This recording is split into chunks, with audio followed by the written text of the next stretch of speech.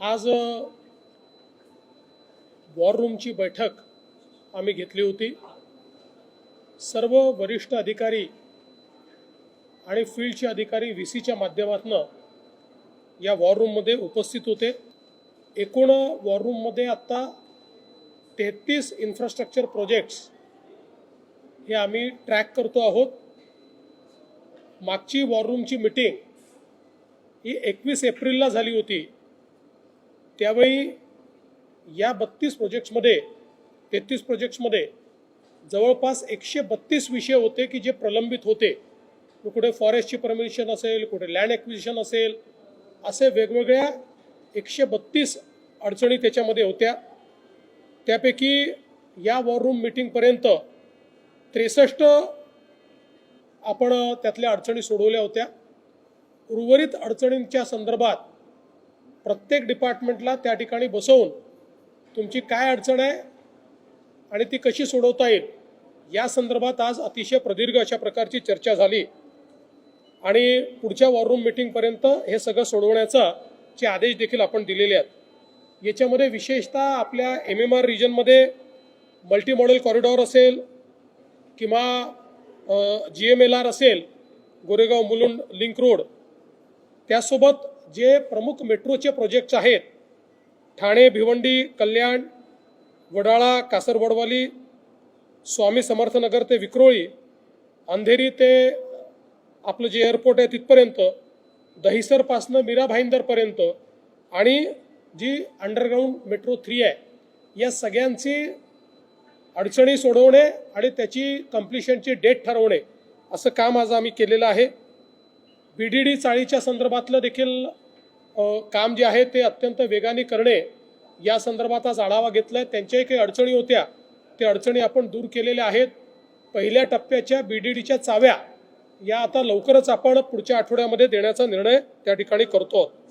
यासोबत शिवडी वरळी जो आपला एलिव्हेटेड रोड आहे हा याकरता महत्त्वाचा आहे की अटल सेतून आल्यानंतर वरळीकडे किंवा नॉर्थवर्ड जाणारे जे लोक आहेत त्यांच्याकरता अत्यंत क्रिटिकल इन्फ्रास्ट्रक्चर प्रोजेक्ट आहे।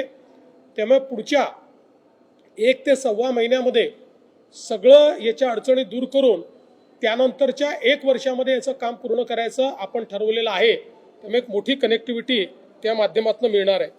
यासोबत जो आपला धारावीचा पुनर्विकास प्रकल्प आहे त्याच्यातल्याही अडचणींचा आढावा आज घेण्यात आला आणि त्यातल्या अडचणी दूर करून हा वेगाने प्रोजेक्ट झाला पाहिजे याच्या संदर्भात आपण प्रयत्न केला आहे।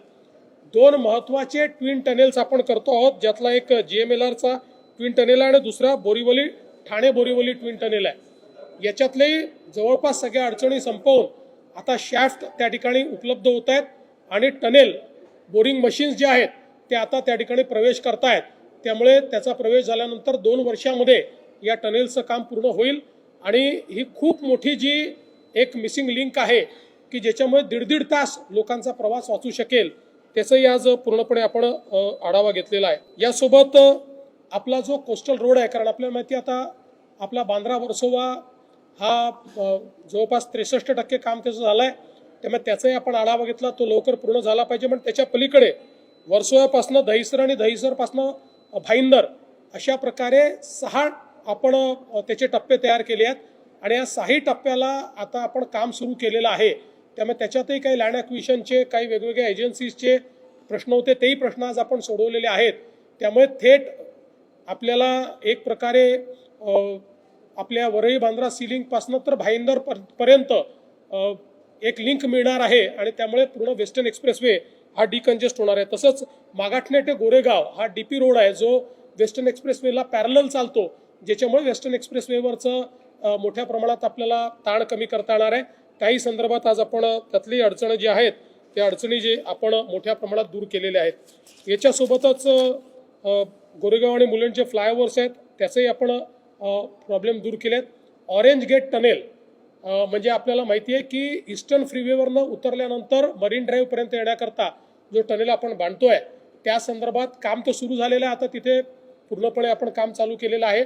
पण तरी देखील BPTचं एका जागेचा प्रश्न होता, तो आज आपण सोडवलेला आहे आणि या संदर्भात जी काही कंप्लिशनची डेट आहे ती अजून स्क्वीज कशी करता येईल याचे आदेश हे आज आपण दिलेले आहेत. वाढवण बंदर आणि वाढवण एअरपोर्ट याचा देखील आपण आढावा घेतलेला आहे. त्यासोबत वर्धा नांदेड रेल्वे प्रकल्प जो आहे याच्यामध्ये यवतमाळच्या भागामध्ये काही ॲक्विजिशनचे प्रॉब्लेम होते, ते आता आपण सॉल्व्ह केले आहेत. त्यामुळे अतिशय वेगाने हा प्रकल्प असेल. वडसा गडचिरोली हा जो रेल्वे प्रकल्प आहे त्याच्यातल्याही अडचणी ज्या आहेत त्या आपण दूर केलेल्या आहेत आणि त्यालाही आता गती देण्याचा आपला प्रयत्न आहे. जालना नांदेड आपला जो समृद्धीचा कॉरिडॉर आहे याच्यामध्ये काही लँड ॲक्विजिशनचे इश्यूज होते, तेही आज आपण सॉल्व्ह केलेले आहेत. त्यामुळे त्यालाही आता आपल्याला गती देता येईल. यासोबत पुणे रिंग रोड हा प्रकल्प, पुणे मेट्रो रेल हा प्रकल्प, म्हणजे पुण्याचे आता वाढीव टप्पे जे आहेत आणि विशेषतः शिरूर आपला जो पुणे शिरूर जो रोड आहे तिथे मेट्रोसोबत आपल्याला इंटिग्रेशन करायचं आहे आणि 3 मजली बांधकाम करून मेट्रो आणि त्यासोबत फ्लायओव्हर अशा प्रकारचं बांधकाम करायचं आहे. तर त्याही संदर्भात ते कोणी करायचं, कसं करायचं असे प्रश्न होते. त्यात आज वॉर रूममध्ये मेट्रो आणि MSIDCनी एकत्रित बसून त्याचा देखील निर्णय केलेला आहे. त्यामुळे त्यालाही आपल्याला गती देता येईल. मुळा मोठा प्रोजेक्टचा देखील रिव्ह्यू हा आपण या ठिकाणी घेतलेला आहे. असे एकूण महाराष्ट्रातल्या वेगवेगळ्या भागातल्या 33 प्रोजेक्टचा रिव्ह्यू घेऊन या सगळ्या प्रोजेक्ट्सला फास्ट ट्रॅकवर आपण आणलेला आहे. आणि आपल्या वॉर रूमचा फायदा हा होतो की सगळे अधिकारी केंद्र सरकारचे, राज्य सरकारचे एकाच ठिकाणी असल्यामुळे ज्यांनी ज्यांनी अडवणूक केली आहे किंवा ज्यांच्या ठिकाणी निर्णय झालेले नाही आहेत ते निर्णय अत्यंत वेगाने त्या ठिकाणी होतात. त्यामुळे मला विश्वास आहे की हे जे 33 प्रोजेक्ट आपण घेतलेले आहेत हे सगळेच्या सगळे प्रोजेक्ट वेळेमध्ये आपण पूर्ण करू शकू.